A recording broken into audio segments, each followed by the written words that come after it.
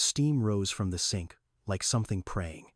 Her hands, red and raw, buried in scalding water. Behind her, the trash can had just swallowed a full plate of beef, bread, vegetables, food too perfect to throw away. At home, Rowan's green lunchbox sat empty. The words still hung in the kitchen, said in front of everyone. Her eyes burned. She didn't cry. She'd forgotten how to cry in public.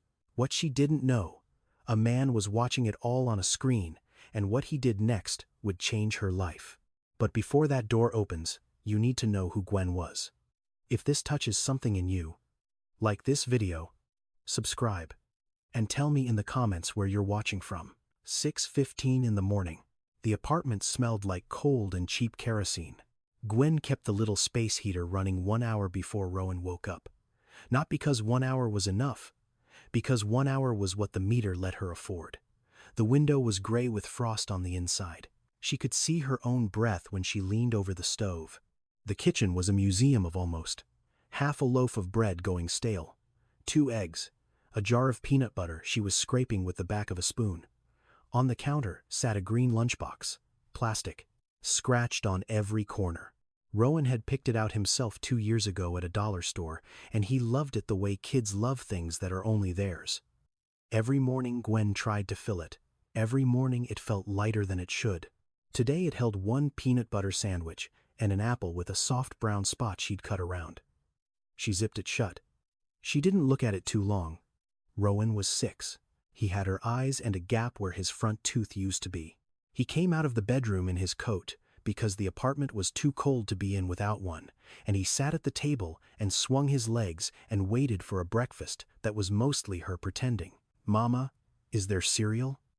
"Not today, baby. Tomorrow. You said tomorrow yesterday." He didn't say it to hurt her. That was the thing about Rowan.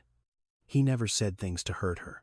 He just said them, plain, the way 6-year-olds say true things, and it landed somewhere under her ribs and stayed there. She knelt down and buttoned his coat to the chin. "Tomorrow I mean it," she said. And she did mean it. She always meant it. She walked him down the hall to Miss Verna's door. Verna was 71. She'd lived in that building longer than Gwen had been alive, and she watched Rowan in the mornings before school and again at night when Gwen worked the closing shift. She never asked for $1. She'd wave her hand like the very idea offended her. But Gwen saw the way Verna's knees buckled on the stairs now, saw her hold the wall when she thought no one was looking, and Gwen knew she was borrowing time from a woman who didn't have much left to lend. "Come here, sugar," Verna said, and Rowan ran to her. "I got oatmeal. Real kind, with cinnamon." Gwen kissed the top of her son's head. "Be good. I'll be back late." "How late?" Late. He nodded. He never argued about late. 6 years old, and he'd already learned not to ask for more than what was there. That broke Gwen worse than any empty cabinet ever could. On her way out, she passed the mirror by the door and caught herself. 27. Looked older, hair pulled back tight because tired hair doesn't get comments. She pulled on the coat she wore to work thin, second-hand, a button missing that she'd replaced with a safety pin near the collar. Beside the door, taped to the wall so it wouldn't fall, was a card. A certificate, culinary arts, first year, top of her class. A note from an instructor written in blue ink at the bottom. "This one has a palate you can't teach." She had it once. The thing you can't teach. She could taste a sauce and tell you what was missing before the chef could. Salt, acid. A half-second too long on the heat. It lived in her like a sixth sense, and for 1 year it had felt like a door swinging open. Then Rowan came. Then his father left. Then the money ran out, and the plan ran out with it. First the tuition, then the ambition. Then the whole idea that a girl like her got to become anything at all. Now the plan was smaller. Get through tonight. Fill the lunchbox tomorrow. Keep the heat on 1 more hour. She locked the door. She went down the stairs, 3 flights, because the elevator had been broken since spring. And she stepped out into the street toward a restaurant where she washed other people's plates for a living, carrying nothing but a bus pass and a scratched green lunchbox that was already empty by noon. The restaurant was called Pierce and Vine. It was the flagship. The one on the postcards. Marble floors. Low gold light. A wall of wine that cost more than the building Gwen slept in. People came here to celebrate things, anniversaries, promotions, the kind of good news that arrives with a reservation 3 weeks out. The tasting menu was $180 a person. Before wine, before tip. Gwen made $12 an hour at the sink in the back. She never saw the dining room. Her whole world was a steel station behind 2 swinging doors, where the water ran hot enough to hurt and the plates came back in stacks that never stopped. 6 hours a night. Sometimes 7. Her hands stayed pink and wrinkled long after she got home. But she saw the food. That was the part nobody warned her about. She saw everything that came back on those plates. Filet, 3 perfect bites taken, the rest pushed aside. Roasted vegetables barely touched. Bread baskets, whole loaves, warm, brushed with butter, returned untouched because the table was watching carbs. Short rib that had been braised 8 hours by a man who cared, scraped into a bin like it was nothing. Every night, before she rinsed a plate, she did one thing she never told a soul. She held it close for half a second and breathed in. Garlic, butter, rosemary. Whatever it was, she stole one breath of the warmth off it. Then she scraped it into the trash and moved to the next, stealing the smell of a dinner she'd never eat. That was what surviving looked like. And every night, she counted. Not on purpose at first. It just happened. Plates that came back full. Plates that could have fed a person. 1, 2, 6, 15. Some nights the number climbed past 40 before the last table left. 40 plates of good food. Perfect food. Scraped into a black bin and rolled to the dumpster out back like it had done something wrong. 40 plates. And a green lunchbox at home with a peanut butter sandwich in it. She never said the number out loud, but it followed her home on the bus. It sat with her at the kitchen table. It became a kind of ghost that lived behind her eyes. The kitchen had its own weather, its own gods. The shift manager was Brandt, late 30s, clipboard always in hand. A man who loved the word policy the way some men love their own reflection. He wasn't cruel exactly. He was worse than cruel. He was correct. He followed every rule to the letter and slept fine at night because the rules told him he was allowed to. The head chef was Reuben. Big, quiet, burned scars up both forearms. He ran the line like an orchestra and didn't waste words. He saw more than he said. When a plate came back full, Gwen sometimes caught him looking at it a beat too long, jaw tight, before he turned back to the pass. He never spoke up, but he saw. And then there was Yolanda, prep cook. Single mother, 2 kids, a mouth that got her in trouble and a heart that got her out of it. "You always hear before me and hear after me," Yolanda said one night, bumping Gwen's shoulder at the station. "Girl, do you sleep? On the bus?" Gwen said. Yolanda laughed, then didn't. "For real, though. You too good for that sink. I watched you fix Reuben's Beurre Blanc last week with your nose." "Your nose." She shook her head. Worlds upside down. Gwen just smiled and kept scrubbing. Because compliments didn't pay Verna, and the number was already climbing. 12 plates tonight. 15. The line went quiet. The last table paid, and on the pass sat a tray of food that had never been touched, a service error, a table that walked before their entrees landed. Beef. Bread. A pile of roasted vegetables still steaming under the heat lamp. Reuben looked at it, looked at Gwen, said nothing, and Gwen, $12 an hour, a scratched lunchbox on her mind, made the decision that started everything. She waited until the tray was headed for the bin. Then she wiped her hands on her apron and she asked, "Chef, that food, the beef, the bread, it's just going in the trash." Reuben paused. He didn't say no. He looked, for 1 second, like a man who wanted to say yes, but Brandt was already there. Clipboard. Ears like a hawk. "Going in the trash where?" he said. Gwen kept her voice level. She'd practiced level. "My son. I could take it home for my son. It's going to be thrown out anyway. I'd take what's already thrown out." The kitchen slowed. Not all at once. Piece by piece. A dishwasher stopped mid-rinse. Yolanda looked up from her station. Reuben set down his towel. Brant smiled. That was the part she'd remember. He smiled. Gwen, I like you. So, I'm going to be honest. He set the clipboard down on the steel counter. Slow, like he had all night. The policy is we throw it out. Not give it out. And there's a reason for that. It's already in the bin. Doesn't matter. He spread his hands, patient, reasonable. A man explaining water to a fish. If I let you take food home today, then tomorrow half this kitchen is suddenly poor. Everybody's got a hungry kid. Everybody needs a little something. And then, I'm not running a restaurant. I'm running a soup line out the back door.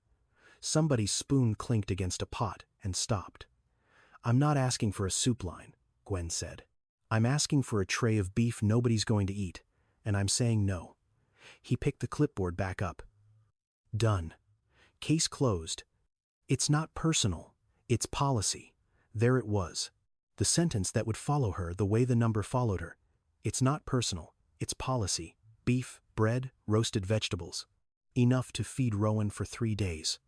Reuben's own hands lifted the tray and tipped it, and the food she'd asked for slid down into a black bin, gone, in front of everyone, while Brant watched to make sure the point landed. It landed. Yolanda opened her mouth. Gwen caught her eye and shook her head. Small. Don't. Not worth your job. She had a kid too. Gwen turned back to the sink. She turned the water up hotter than she needed it. She pushed both hands down into the suds until the sting climbed her wrists, and she stared at the tile above the faucet, and her eyes went hot, and her throat closed. She did not cry.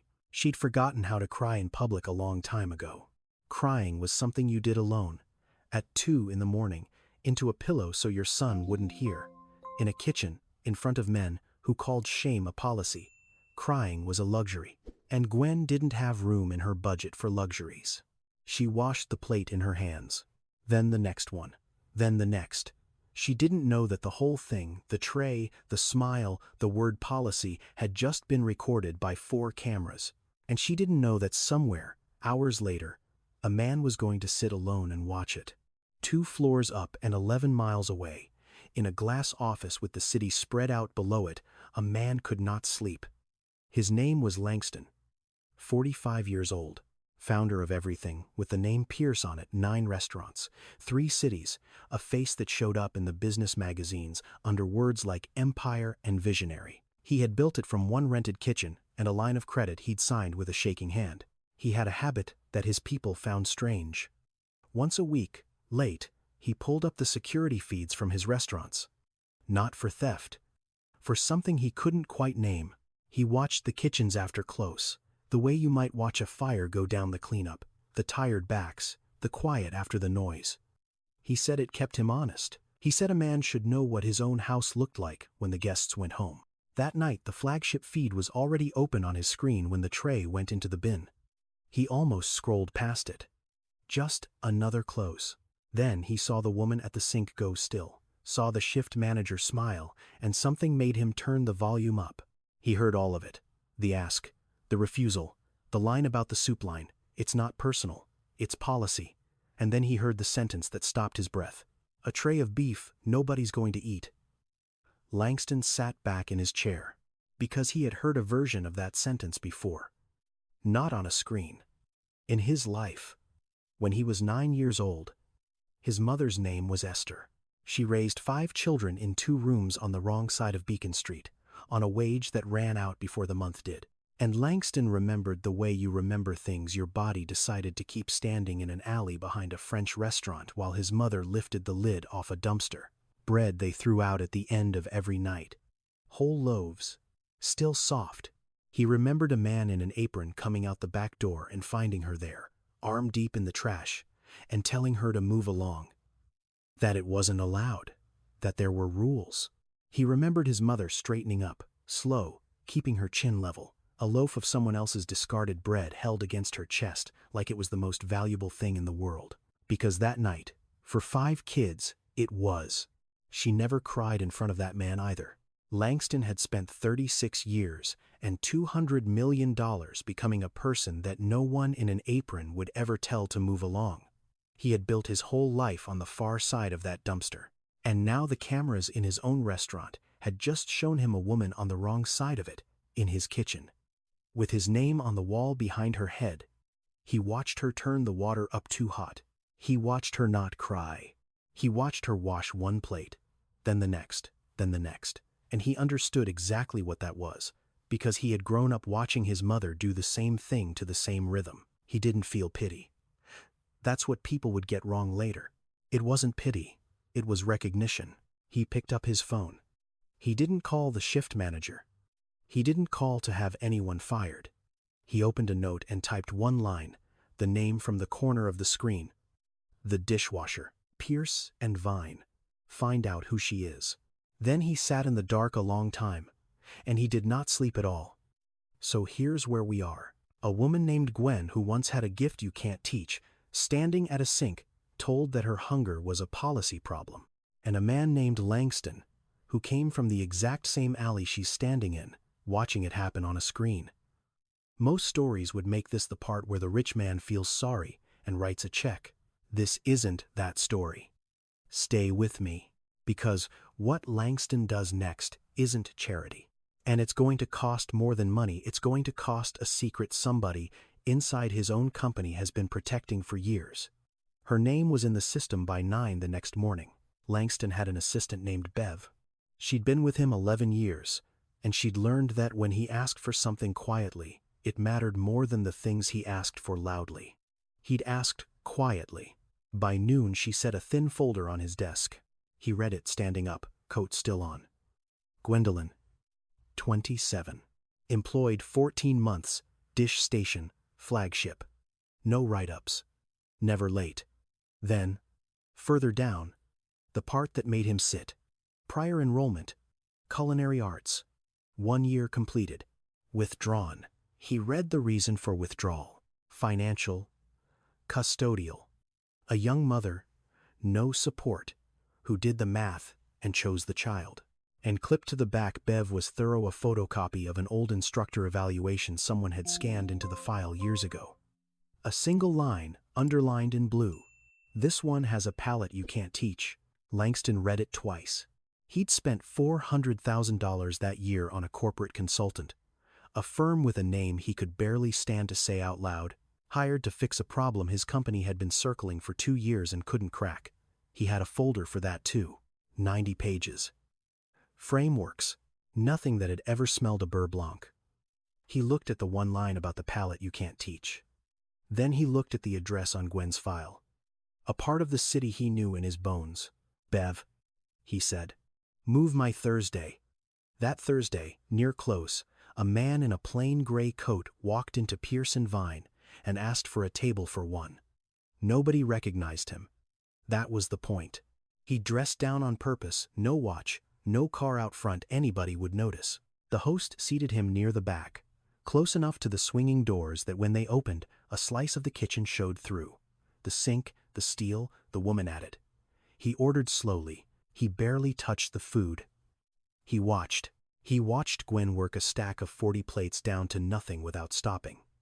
He watched her hands, fast and sure, the movements of someone who'd done a thing 10,000 times and had stopped feeling it. He watched a server hand her a returned sauce with a complaint from a table, and he watched Gwen dip a clean spoon, taste it, and say something to Reuben 3 words, and watched Reuben taste it himself and nod and fix exactly the thing she'd named. She'd diagnosed a dish from behind 2 swinging doors. In 4 seconds, while washing. Langston had paid consultants $500,000 who couldn't do that in a month. Through the gap in the door, he watched the shift manager pass her without a word. He watched her breathe in over a plate before she scraped at that small, secret thing. Half a second of stolen warmth, and something in his chest pulled tight, because he knew that motion. He'd made it himself once, over a loaf of bread in an alley. He didn't go back to Firebrand, not tonight. That was tempting and small, and Langston hadn't built what he'd built by doing tempting, small things. He was thinking about something bigger, something he'd been turning over for 2 years and never had the right person for. He left cash on the table, more than the meal, and walked out into the cold without anyone knowing the owner had been in the room. In the car, he told Bev one thing. Set up a meeting. Her. Me. This week. Somewhere, she won't feel cornered. Bev didn't ask why. After 11 years, she knew. When Langston went quiet and made a plan around one person, he wasn't thinking about dinner.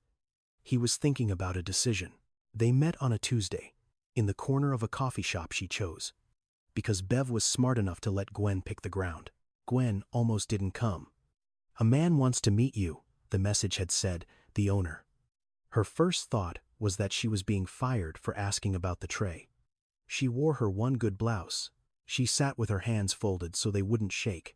Langston came in the plain gray coat.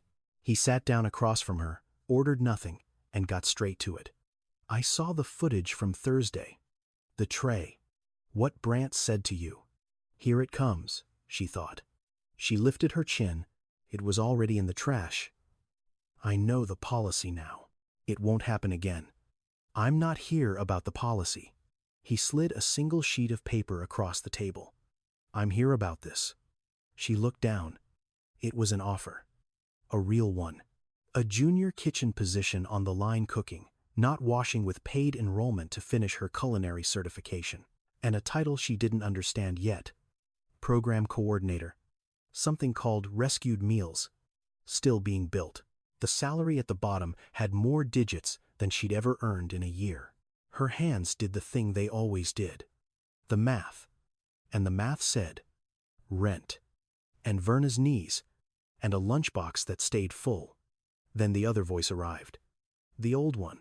The one that had learned the hard way that gifts always came with hooks.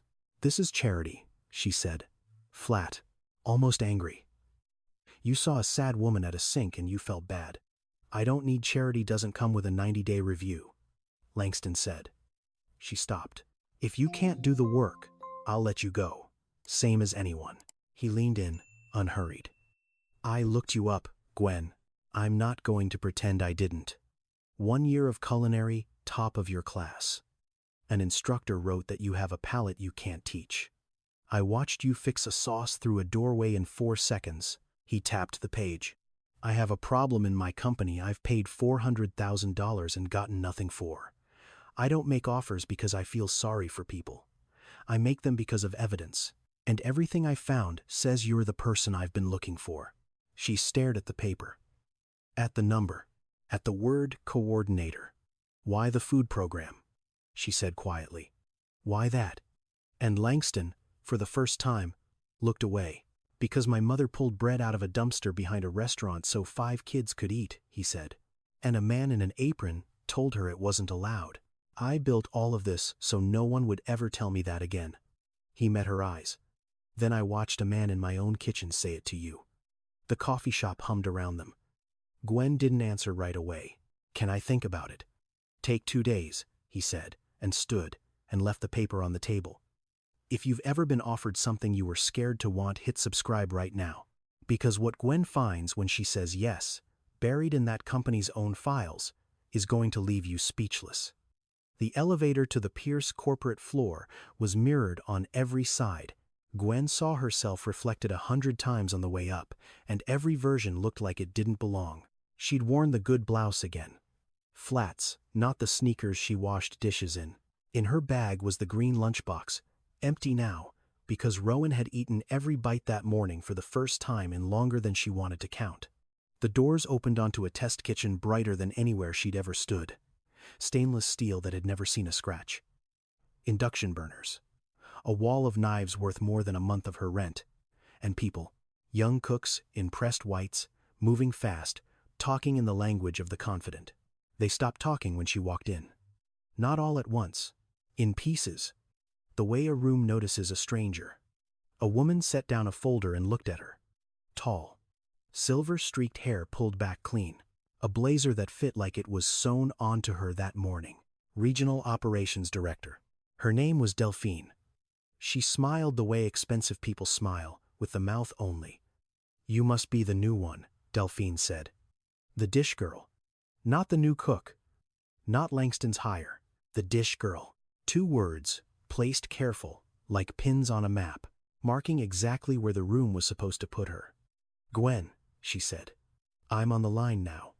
"Of course you are." Delphine's smile stayed exactly where it was. She picked her folder back up and walked away, heels clicking on the tile like a clock counting down to something Gwen couldn't name yet. Behind her, quieter, one of the young cooks leaned to another. Gwen caught it anyway. "You hear where they found her? Washing plates. Heard she was digging in the bins out back." She kept her face still. She'd had years of practice keeping her face still. Then a hand landed on her shoulder. Warm, heavy. She turned, and it was Reuben. Burned scars up both forearms. The chef who'd looked too long at the tray that night and said nothing. "You're with me," he said. Not a question. He steered her past the whispering to a station near the window. "Forget them. Half of them couldn't taste salt if you poured it on their tongue." He set a bowl of sauce in front of her. "This is broken. Tell me why." She dipped a spoon. Tasted. Too much acid. Reduced too fast, so it split. She tasted again. "And it's missing salt. But fix the acid first, or you'll chase it." Reuben almost smiled. "Yeah," he said. "That's why." 2 days later, Yolanda showed up in the same whites. Gwen stared. Yolanda grinned and spread her arms. "What?" "Langston's office called me. Said somebody vouched." She bumped Gwen's shoulder the way she always did. "Girl, you pulled me out the prep pit. I will never let you live that down." 2 allies on a hostile floor, a big chef with quiet eyes, and a loud single mother with a good heart. Gwen needed both, because from her office of glass at the far end of the floor, Delphine watched her the way a cat watches a bird it hasn't decided about yet. She was one small fish now. And the water had gotten very deep. That first week was the hardest thing she'd done that didn't involve cold or hunger. She learned the names of dishes she'd only ever scraped off plates. She burned her wrist and didn't flinch. She caught a young cook rolling his eyes and pretended she hadn't. But she'd survived deep water before. She'd survived a sink, a policy, a man with a clipboard. She wiped her hands on a borrowed apron, picked up her knife, and got to work. Let them whisper. She had a station now. She had a knife. And for the first time in years, she had a door that had opened instead of closing behind her. Gwen learned fast. That was never the question. Within 3 weeks, she wasn't just cooking the line. Langston had meant the offer program coordinator, the thing still half built, and part of that meant access. She could see the whole chain now. Not one kitchen, 9 restaurants, 3 cities, all reporting up through the same system. And the system had a number in it that stopped her cold. Waste. Every restaurant logged what it threw away. Pounds of it, every single night.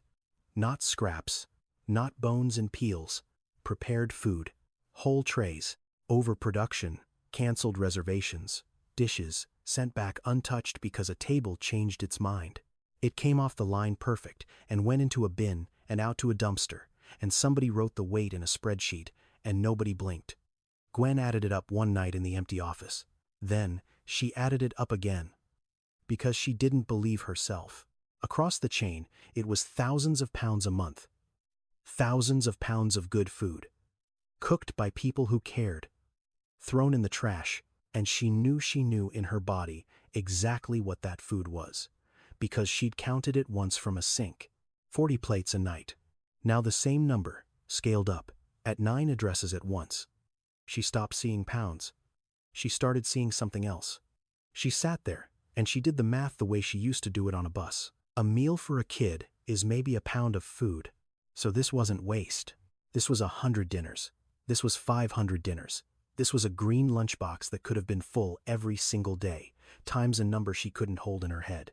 She wasn't reading numbers anymore. She was reading meals. She was reading kids at kitchen tables asking if there was cereal, and the answer being no. The next morning she asked. Careful. She asked Reuben first, then a manager she half trusted. Why do we throw it out? All of it. Why can't any of it go to people? The answer came back the same every time. Word for word, almost. Like they'd all read it off the same card. Liability. Company policy. We can't give food away if somebody got sick. They'd sue. Legal. Shut it down years ago. Liability. Gwen went very quiet. Because she had heard a sentence like that before, In a kitchen. From a man with a clipboard. It's not personal. It's policy. The exact same shape. The exact same wall. Built out of the exact same word. Put up between hungry people and food that was already going in the trash. She'd believed it once. She'd stood at a sink and swallowed it and gone home with an empty lunchbox. She didn't believe it now. Something in her had changed since that night. She wasn't just the woman it happened to anymore. She was the woman with a key to the building, a seat at the table, and a reason to open every door that said keep out. That night, she stayed after everyone left. She opened her laptop in the glass office where Delphine liked to watch her, and she started to write down the number. Every restaurant, every night, pounds thrown away. The way you write down the license plate of a car that hit you. Not because you understand it yet, because you're going to need it later. She saved the file under a name nobody would look at twice. She backed it up to her own drive. And she told nobody. Not Ruben. Not Yolanda. Not yet. Because a question this size, asked in the wrong room, doesn't get answered. It gets buried. And so does the person asking it. She'd been the meal in that dumpster once. Now, she was the one keeping the receipts. She looked at the number on her screen one more time before she closed the laptop. It didn't look like a spreadsheet anymore. It looked like every no she'd ever handed her son across a kitchen table. And she made herself a quiet promise in that empty glass office. She was going to find out who built the wall, and why. She started with the policy itself. If there was a real law, she wanted to read it. Langston had given her access to the shared drive contracts. Compliance.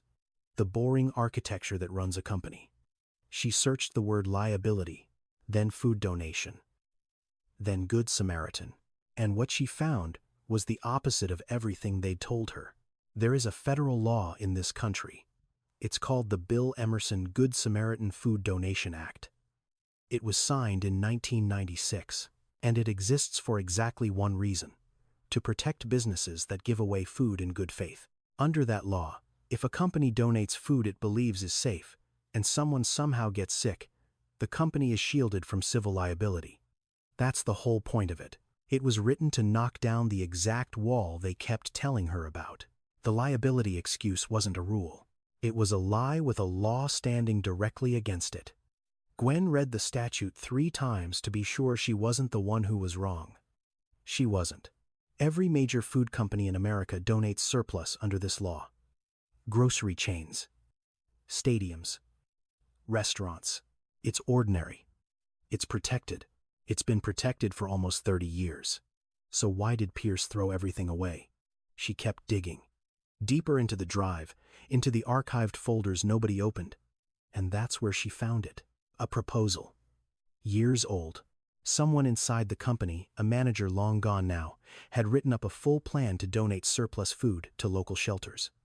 Costs. Partners. A food safety protocol. It was good, it was ready, and clipped to the front of it was a single memo that killed it. The memo was signed by Delphine. Gwen read it with her heart going slow and hard. It didn't argue the law. It didn't mention the law at all. It said the donation program introduced unnecessary operational cost and complexity and recommended the company maintain existing disposal procedures. Existing disposal procedures. Then Gwen found the second thing. The thing that turned her stomach. A waste hauling contract. Signed the same quarter the memo was written. A long-term deal with a disposal company, priced by volume. The more the restaurants threw away, the bigger the contract. And Delphine's cost-cutting bonus that year had been calculated on the operational savings that contract delivered.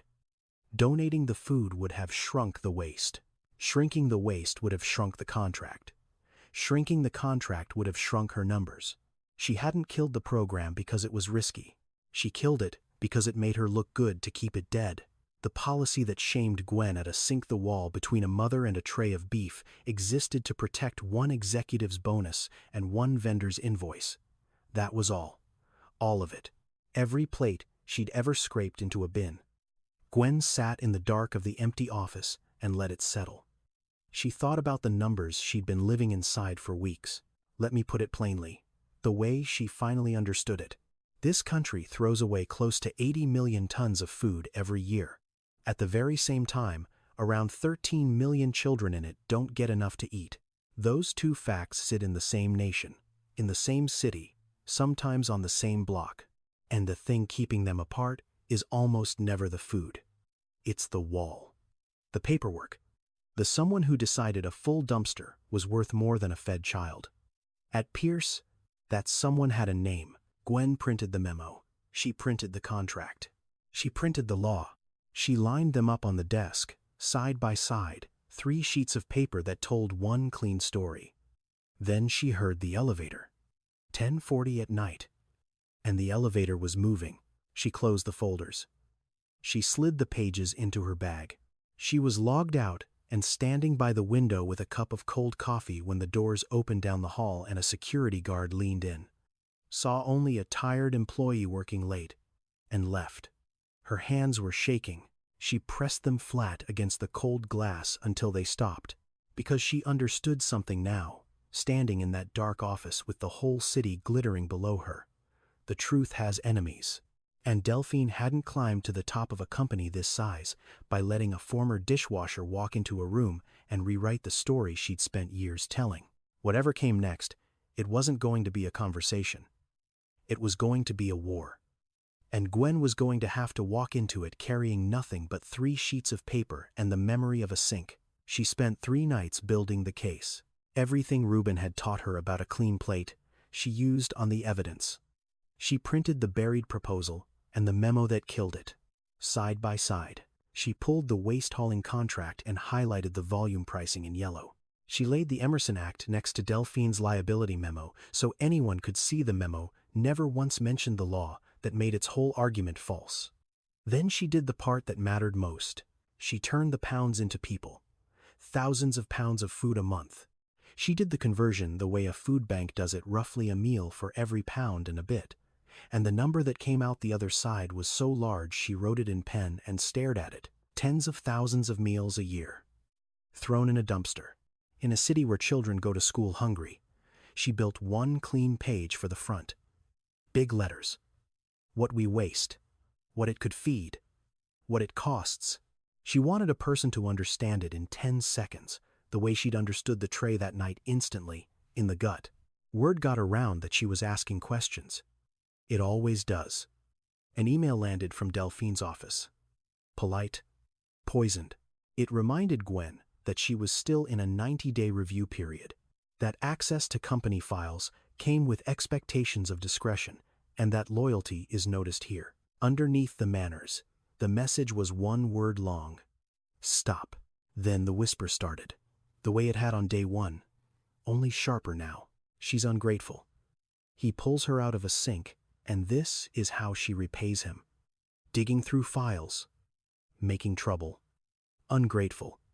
That one almost worked, because it was the fear she already carried that all of this was a gift, and gifts get taken back, and a woman like her had no business risking a full lunchbox to fight a woman like Delphine. That night she couldn't sleep. She called Yolanda at midnight. "They're gonna fire me," Gwen said. "If I walk in there with this, I lose everything. Rowan's got a room now, Yolanda. He's got his own room." Yolanda was quiet a second. Then, in the voice she used when she stopped joking, "And what did they do to you at that sink? In front of everybody?" Gwen didn't answer. "You already know," Yolanda said. "Just make sure you walk in there with receipts. Not feelings. Receipts." Gwen hung up and stood in the doorway of the small second bedroom. Rowan was asleep, one arm thrown over the edge of the bed. On the little table sat the green lunchbox, packed and ready for morning. Full. She'd filled it before he even asked. She looked at that lunchbox a long time.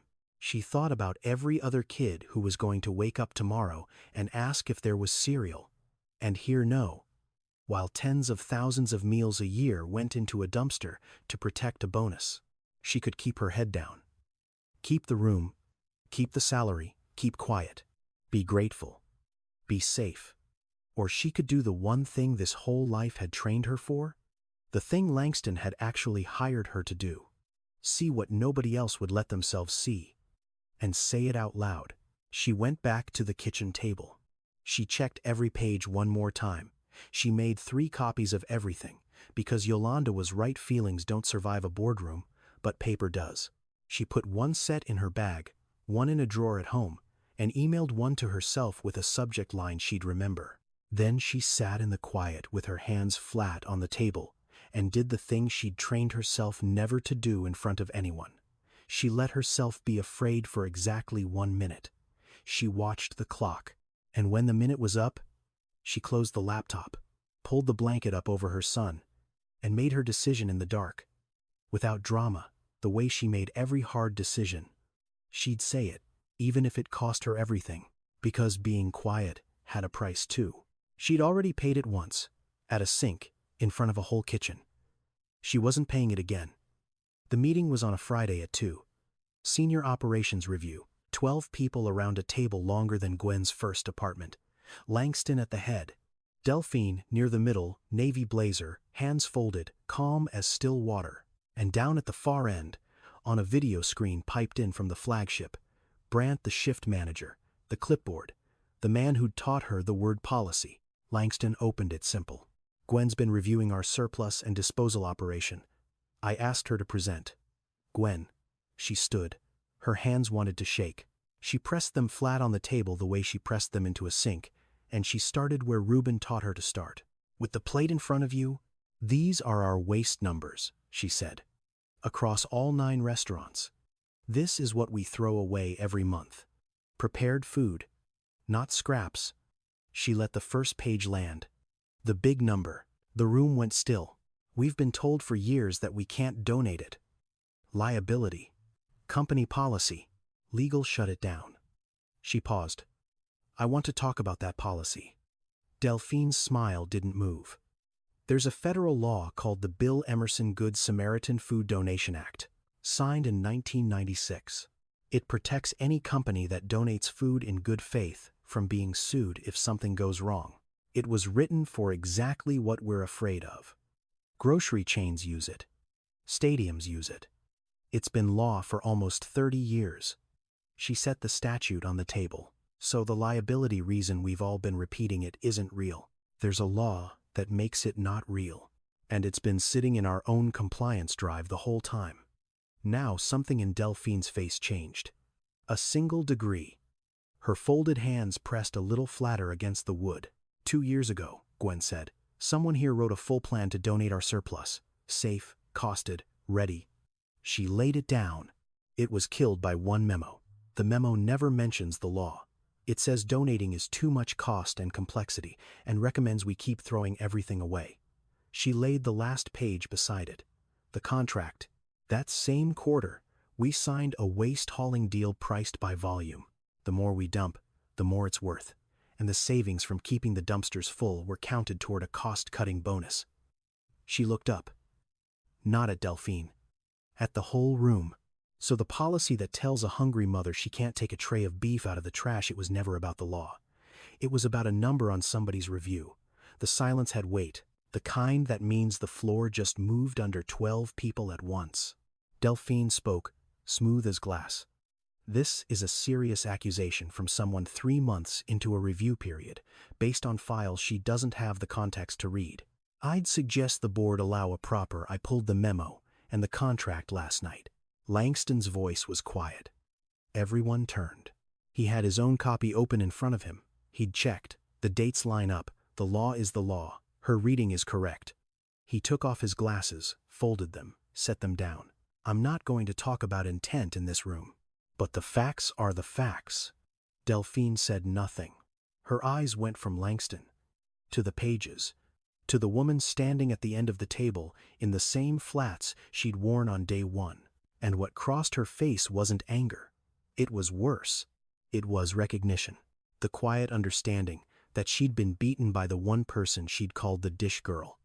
On the screen at the far end, Brandt had gone very pale and very quiet. Delphine, Langston said, take a leave, effective now. Pending a full review. She gathered her folder. Stood. Pushed her chair in. Neat. At the door she stopped, turned and looked at Gwen one long second. Then she was gone. The meeting went another 40 minutes. Timelines. Legal. How to unwind the contract. Gwen answered every question with her hands flat on the table, her voice steady, even though her heart was slamming hard enough to bruise. When it was over, people filed out slow, not quite looking at her. Reuben caught her eye from across the table and gave one small nod. From him, it was everything. She'd walked into that room a former dishwasher. She walked out as the only person in it who'd told the truth, and made it stick. Langston found her in the small office an hour later. Gwen was sitting with her hands flat on the desk, still keeping them still out of habit. "You know what you just did," he said. "Made an enemy. Saved a program that hasn't even started yet." He leaned on the doorframe. "And probably a few thousand dinners. Let's go build it." They called it rescued meals. It wasn't complicated. That was the beauty of it. All the food was already there, cooked, perfect, headed for a bin. The only thing missing had been permission and a plan. Now it had both. Here's how it worked. At the end of every night, surplus that had never left the kitchen, never been served, never touched, got cooled and stored under a food safety protocol Reuben wrote himself. Not garbage, not scraps, real meals, handled right. Twice a week, a van ran a loop to partner shelters and family centers across the city. And at the center of it, a second kitchen. A small one, where surplus that couldn't be donated as is got turned into something new. Soup from the vegetables, pies from the fruit, a pan of lasagna from a tray of beef that a year ago would have gone in the trash while a mother watched. Gwen ran it. Program coordinator, for real now, not a title on paper. She kept cooking too. Langston held her to the deal, paid tuition and all, and she finished the certification she'd walked away from years ago. She became what that instructor said she already was, a chef. The real kind, with a certificate that didn't fade on a wall this time. And she brought Yolanda with her, pulled her off the line to run the second kitchen. Two single mothers, who used to trade tired jokes over a prep station, now feeding a city with food the city was about to throw away.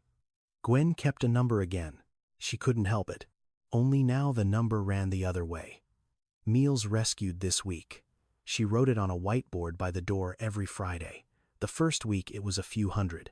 By the end of the second month it crossed 1,000 a week. Then more. Real dinners. Real tables. Real kids who got fed because a woman refused to believe a wall was real. She used to count plates going into a dumpster and feel it break her. Now she counted plates coming out of one, and it built something back. The program spread. Langston put it in every restaurant, all 9, all 3 cities. Other companies called to ask how it worked. Gwen wrote them a guide. She put the Emerson Act on the first page, in bold, so nobody could ever hide behind the word liability again. Because here's the thing she said to her small team the first day, standing by that whiteboard. Nobody in this story was the problem.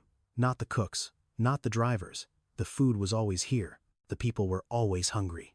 The only thing broken was the wall somebody built between them. So we don't blame anybody. We just take the wall down.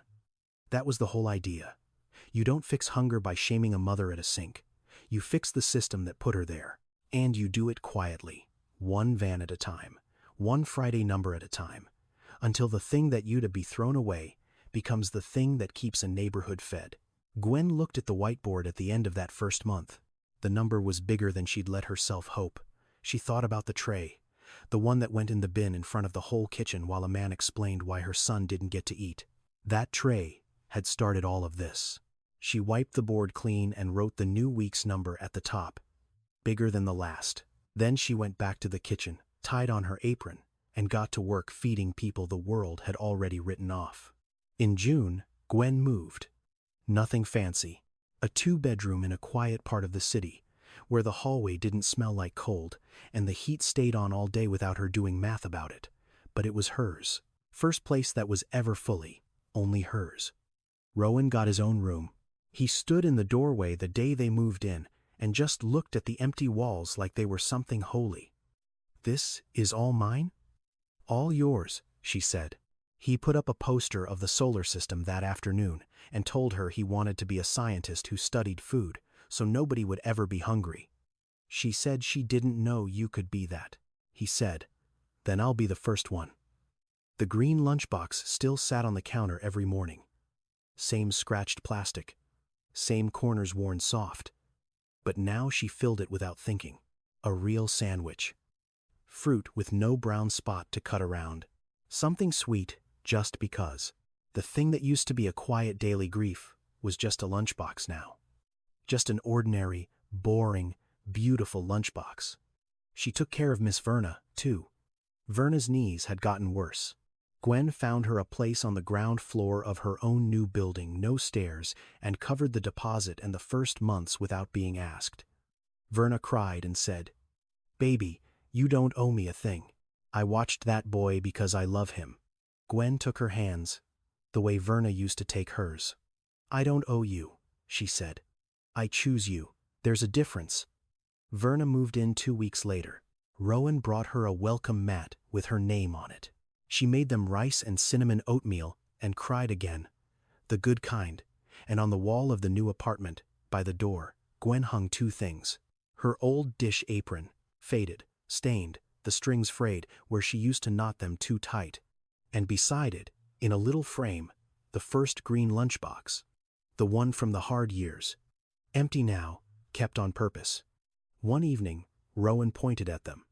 "Mom, why do you keep that old stuff?" "It's kind of sad." She looked at the apron, at the empty box. "So I never forget where I started," she said. "So I always know how far the walk was." She didn't buy a fancy car. She bought something used and honest that started every morning, and she paid it down slow, and she kept 3 months of rent in an account she didn't touch, because she knew now what it felt like when one bad week could take everything. She'd never be that unprotected again. She went back to school and finished. She stood at a graduation in a borrowed gown and watched Rowan clap so hard his hands went red. And Verna dabbed her eyes. And Yolanda whooped louder than anyone in the room. Nobody there would have guessed that a year and a half earlier she'd been washing their plates. That was the strange, quiet miracle of it. Not that she got rich. She didn't. She got steady. She got a full lunchbox and a warm hallway and a son with his own room and a job that meant something. She got to be a person again instead of a name on a schedule. And every single morning she filled that green box, zipped it shut, and handed it to a boy who never once had to ask if there was cereal. That's what change looked like. Not a lottery, not a fairy tale. A lunchbox that stayed full. A wall on the apartment that reminded her how far she'd come. And a door held open once that she was never going to let close behind her. One night that winter, Gwen drove home late from the second kitchen. Snow was coming down soft. She took the back way, past a strip of restaurants closing up for the night, and at the mouth of an alley, in the light of a security lamp, she saw her. A woman. Young. Coat too thin. Standing at the back door of a restaurant, talking to a man in an apron. Gwen didn't need to hear the words. She knew the shape of it. The tilt of the woman's head. The way she held herself asking for something, braced to be told no. The man shook his head and went back inside. The door closed. And the woman stood there in the snow, alone, in front of a dumpster full of food she wasn't allowed to have. Gwen had been that woman. On the wrong side of that exact door. She pulled over. She reached into the bag on the passenger seat. She always kept meals in the car now, always, and took out one, warm, wrapped. Then she took out a card, her card, the one that said her name and a title she'd earned twice. She wrote 4 words on the back. "Call me. A chance." She walked over. The woman flinched, the way you flinch when the world has only ever cost you something. "Here," Gwen said, and put the meal and the card in her hands. "It's hot. And that number's real. Call it." Then she went back to her car and let the woman have the moment alone, the way nobody had let her. In the rearview mirror, she watched her a second longer.